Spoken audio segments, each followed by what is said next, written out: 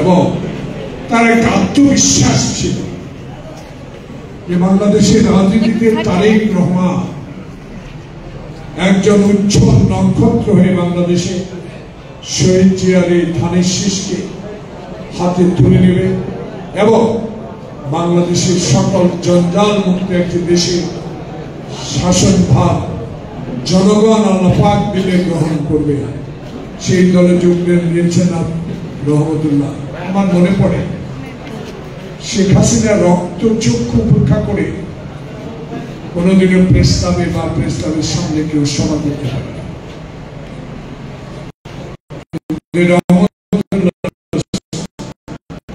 বুকের সাহস নিয়ে আমি যখন পার্লামেন্টে মেম্বার ছিলাম, দেশনেত্রী আমাকে একটা দায়িত্ব দিয়েছিল, সেই হিসাবে দায়িত্ব পালন করার চেষ্টা করেছে।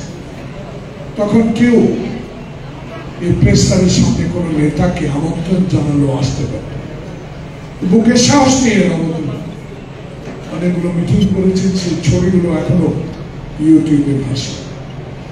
যারা রহমতুল্লাহ আজকে এই দিনে নবীন দলের সকলকে এই শীতের দিনেও যারা কষ্ট করে দূর দূরান্ত থেকে এসেছেন তাদেরকে উৎসাহ দেওয়ার জন্য এখানে আমন্ত্রণ গ্রহণ করে যে বক্তব্য দিয়েছেন সেই জন্য আমি তাকে আন্তরিকভাবে অভিনন্দন জানাই নবীন দলের পক্ষ থেকে। আরেকজন লোক আমার ডান পাশে হারিস,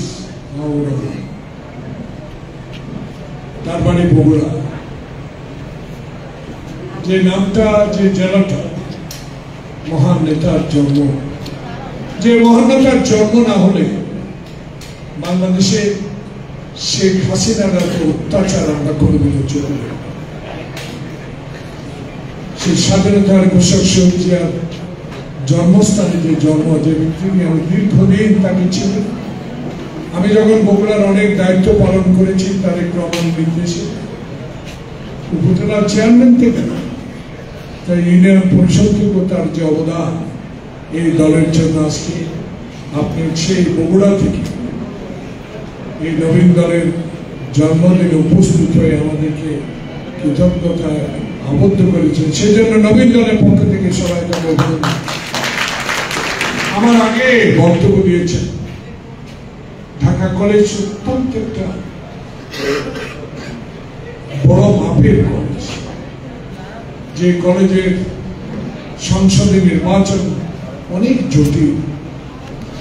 সেই জটিলতা সবকিছু রেখে দিয়েছিলেন ভিপি হিসাবে, সভাপতি হিসাবে যিনি নির্বাচিত হয়েছে, তার অবদান বাংলাদেশ জাতীয়তাবাদ চেয়ারপারসন বেগম খালেদা জিয়া, সেই তার অবদানের স্বীকৃতি স্বরূপ তাকে বাংলাদেশ জাতীয়তাবাদী দলের স্বেচ্ছাসেবক দলের সেক্রেটারি করেছেন, বাংলাদেশ জাতীয়তাবাদী দলের স্বেচ্ছাসেবক বিষয়ক সম্পাদক করেছেন, যাকে আমি একটা সাহসী প্রায় 170টা মামলা হবে কিসব লোককে খুঁজে নষ্ট হবে। অনেকে এখানে দাবি করে গেলেন এটা পাই নাই, ওইটা পাই নাই, এটা দেয় নাই, এটা করতে পারি নাই, ক্ষমতা আসলে কাছে যেতে পারে না, মন্ত্রী হলে সালাম দিলে ওয়ালাইকুম সালাম বলে না। এসব তোয়াক্কা যে লোকটি কোনোদিনও করে নাই। আজকে নবীন দলের এই অসুস্থ থাকার পরও আমাদের সেই আমাদের সবু, আমি তাকে সবু হিসেবে রাখি, তারা সব ভাই মুন্সিগঞ্জের একজন কৃষক আপনাদের কাছে আবির্ভূত করেছে। সে আরো ভালো বলতে পারে, কিন্তু আজকে তার শরীরটাও ভালো ছিল না, তাকে অভিনন্দন জানাই। প্রিয় বন্ধুরা, বক্তব্য দীর্ঘায়িত আমি করব। জন্মদিনে আল্লাহ পাকের কাছে জোহরের নামাজের আগে বাংলাদেশের একজন খালি পায়ে যুদ্ধ করার সৈনিক হিসাবে,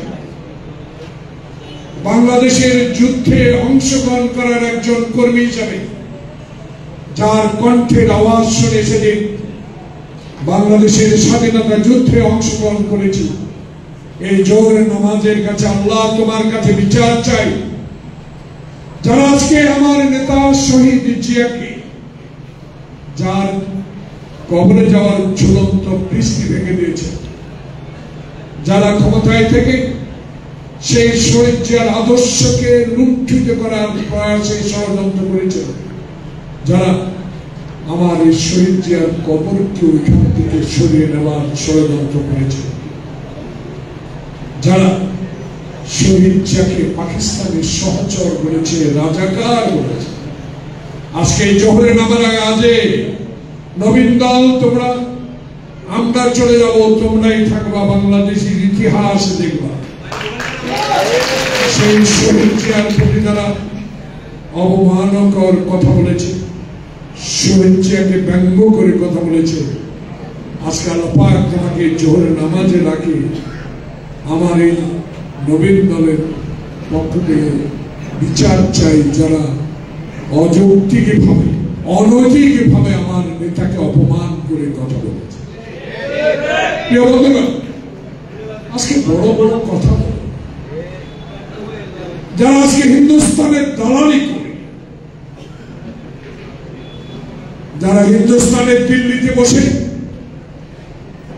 প্রধানমন্ত্রী যে নিরাপত্তা পায়, সেই নিরাপত্তা রক্ষী দ্বারা যারা আশ্রয় নিয়ে এখনো বাংলাদেশ থেকে কথা বলে, আজকে সেই দেশের প্রধানমন্ত্রীর উদ্দেশ্যে আমি দুটি কথা বলেই আমার বক্তব্য শেষ করব। আজকে অনেকগুলো প্রোগ্রাম, অনেকগুলো কর্মসূচি সাংবাদিক বন্ধুগণ কভার করবে, প্রচার করার চেষ্টা করবে, লিখবে, তাই তাদেরকেও তো সময় দেওয়া দরকার। আর যারা আপনারা দূর দূরান্ত থেকে এসেছেন তারাও আবার ঘরে ফিরে যেতে হবে, প্রচুর ঠান্ডা। প্রিয় বন্ধুগণ, ভারত কি চায়, হিন্দুস্তান কি চায়? এখন তো শেখ হাসিনা না, এখন তো শেখ হাসিনার কিছু প্রেতাত্মা থাকলেও তার দল তো এখন শাসন করছে, ভয় কিসে? গতকালকে ছাত্র দল, যুব দল, স্বেচ্ছাসেবক দল বাংলাদেশের ঢাকা শহর থেকে ব্রাহ্মণবাড়িয়া অভিমুখে যে লং মার্চ করেছেন আগরতলা অভিমুখে, সে আগরতলাতে আমার commissioner, high commissioner, deputy high commissioner office তছনছ করে আমার স্বাধীনতার বাংলাদেশের পতাকা করা ছিঁড়ে ফেলে দেয়। আজকে ভারত শেখ হাসিনা তো বলে, শেখ হাসিনার পর ভর করে এই দেশে রাজ্যত্ব কায়েম করেছে, বাংলাদেশে এক দলীয় শাসন কায়েম করেছেন, বাংলাদেশের সংবিধানকে তছনছ করে দিয়েছেন, বাংলাদেশের বিচারপতি রাজপথে লাথি মেরেছেন, বাংলাদেশে আয়না ঘর তৈরি করেছেন, বাংলাদেশে আমার বউ মায়ের বুক খালি করেছেন, বাংলাদেশে আমার অনেক মায়ের শুধু বুক খালি করেন নাই, সেই মাকেও আপনারা গ্রেপ্তার করেছেন, হত্যা করেছেন। সেই দিন এখন আর আপনাদের নাই।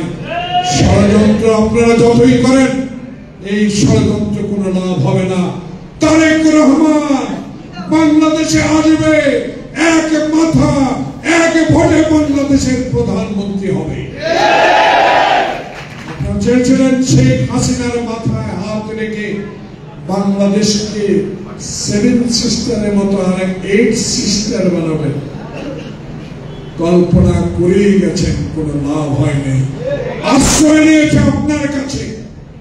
যদি সত্যি আপনি গণতান্ত্রিক দেশ হন, সত্যি আপনি যদি বিশ্বের দ্বিতীয় বৃহত্তম দেশ হয়ে থাকেন জনসংখ্যার দিকে, আপনার উচিত ছিল শেখ হাসিনাকে আশ্রয়ের পর যখন তার পাসপোর্ট শেষ হয়ে গেছে, তাকে 1 মিনিটের জন্য দেশে না রেখে যদি ডক্টর ইউনূস সরকারের কাছে হস্তান্তর করতেন, তাহলে আমরা বিশ্বাস আপনাকে করতাম আপনি বাংলাদেশের মানুষকে সম্মান করেন। আপনি তাই না করে এখন তাকে আশ্রয় দিয়েছেন, আবার ষড়যন্ত্রের সহযোগিতাও করছেন।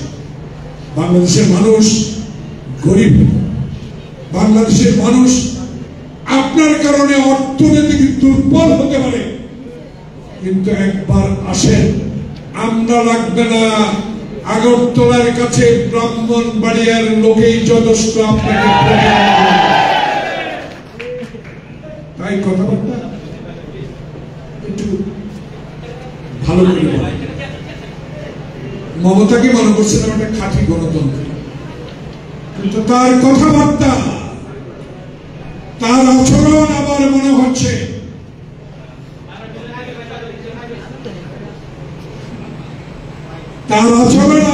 হচ্ছে শেখ হাসিনা পক্ষে কথা